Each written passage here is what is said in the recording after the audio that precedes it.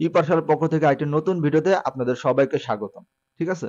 আজকে আমি যে বিষয়টা আলোচনা করব সেটা হচ্ছে গুগল ড্রাইভে কিভাবে আপনার প্র্যাকটিস ফাইল বা যেকোনো কিছু শেয়ার করবেন এবং ওই শেয়ার করা ফাইল কিভাবে ওপেন করে এডিট করবেন। কারণ আমি যখন কোনো ভিডিও করি আমি প্রতিটা ভিডিওর নিচেই আমি আমার প্র্যাকটিস ফাইলগুলো শেয়ার করি।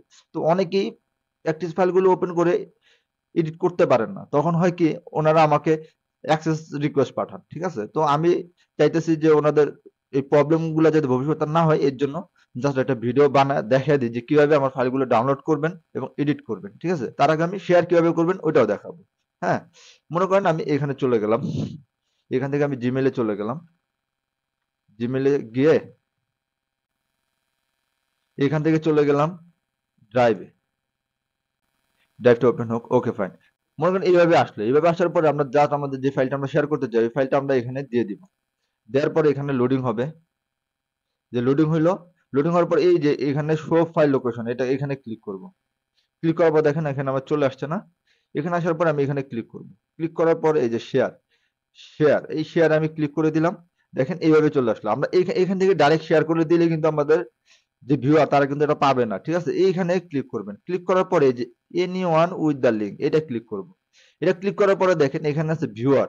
আমি সচরাচর যখন করি ভিউয়ার হিসেবে আপনাদের ফাইলটা শেয়ার করি। ঠিক আছে? আমি কিন্তু এখানে কমেন্টেটর বা এডিটর হিসেবে শেয়ার করি না। কারণ এখানে কমেন্টেটর এডিটর হিসেবে শেয়ার করলে আপনারা ফাইলের মধ্যে লিখতে পারবেন, কমেন্টস করতে পারবেন। হ্যাঁ? তো আমি চাচ্ছি না। কারণ একজন এডিট করলে আরেকজনের ক্ষেত্রে এটা প্রবলেম হয়। তাই আমি জাস্ট এখানে ভিউয়ার হিসেবে রেখে এটা আমি শেয়ার করি। শেয়ার করার সময় এই যে জাস্ট এখানে কপি লিংক করে দেই, এখানে ওকে করে দিই।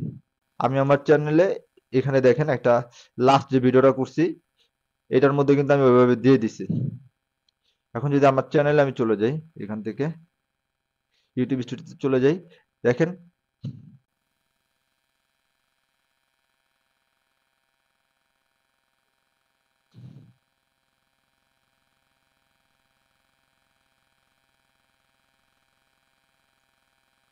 এই যে দেখেন এখানে আমি কিন্তু আমার এটা শেয়ার করে দিছি। হ্যাঁ? একদম নিচে আসেন।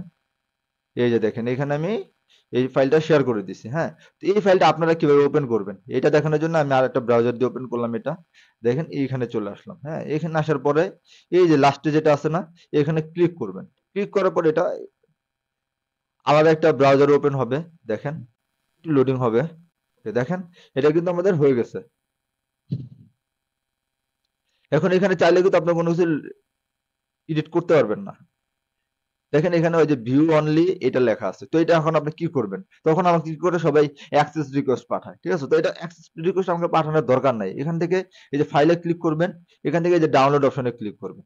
ডাউনলোড আপনি কি হিসাবে ডাউনলোড করতে যাচ্ছেন? Microsoft Excel, open document, PDF কি হিসাবে সেভ করতে চাচ্ছেন আর কি ডাউনলোড করতে যাচ্ছেন? আপনি জাস্ট যেহেতু এডিট করতে চান তাই মাইক্রোসফট এক্সেল এই নামে এটাকে ডাউনলোড করবেন। জাস্ট ডাউনলোড করে দেন। এই দেখেন ডাউনলোড হচ্ছে। হ্যাঁ? এই যে এখন জাস্ট এখানে ক্লিক করেন ফাইলটা ওপেন হবে। হ্যাঁ? এই দেখেন ফাইলটা ওপেন হচ্ছে।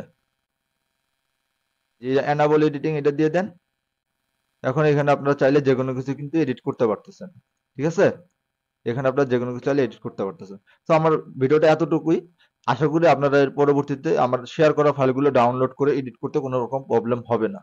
আমার এই ভিডিওটা যদি আপনাদের ভালো লেগে থাকে তাহলে অবশ্যই আমার চ্যানেলটাকে সাবস্ক্রাইব করে দিবেন এবং পাশে থাকা বেল বাটনটি বাজিয়ে দিবেন। দেখা হবে নেক্সট ভিডিওতে। ততক্ষণ পর্যন্ত সবাই ভালো থাকবেন, সুস্থ থাকবেন। আল্লাহ হাফেজ।